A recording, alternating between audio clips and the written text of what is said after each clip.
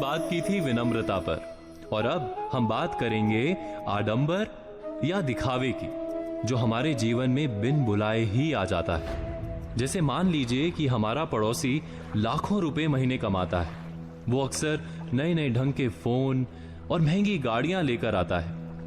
हम उसके बराबर की आमदनी नहीं करते, लेकिन हमारे मन में उसे ये दिखाने की लालसा जागती है कि हम तुमसे कम नहीं हैं। हम उसकी तरह की घड़ियां और फोन खरीदने निकल पड़ते हैं। हम कभी नहीं सोचते कि जाने अनजाने हमें दिखावे या आडंबर की महाघातक बीमारी ने चपेट में ले लिया है। क्या आपने कभी इस दिखावे के बारे में सोचा है? ये दिखावा और कुछ नहीं, एक मानसिक बीमारी है। हमने अक्सर समझदार लोगों को इसके फंदे में पड़ते पाया है। ये और कुछ नहीं करती, बस इतना ही करती है कि आपसे विवेचना और समझ की शक्ति छीन लेती है और एक ऐसी अंधी दौड़ में कूद जाने के लिए तैयार कर देती है जिसका कोई सार्थक अंत नहीं दिखता। मैं एक उदाहरण देता हूं।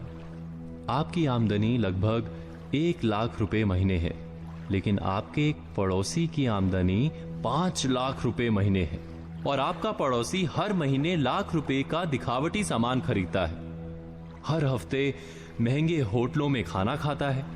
आप बिना विचार किए देखा देखी या आडंबर के जाल में आकर अपने पड़ोसी की राह चल निकलते हैं। उनकी नकल में आप यहीं नहीं रुकते, बल्कि साधारण तरीके से रेल की यात्रा ना करके हवाई यात्रा करने लगते हैं।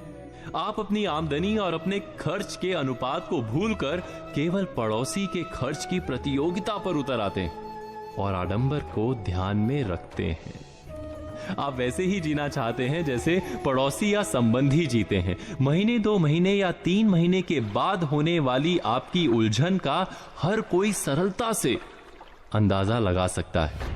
ऐसा नहीं कि आप दिखावे की इस जंजाल से बच नहीं सकते, बस पड़ोसी या संबंधी क्या खरीद रहे हैं इस पर ध्यान देने के स्थान पर आप इस पर ध्यान दें कि उनकी खरीद के पीछे कितना उनका धन बल है और कितना आडंबर। एक बार अगर आपने सरल गणित को समझ लिया तो जीवन में आप कभी भी किसी तरह के आडंबर के खेल में नहीं फंसेंगे।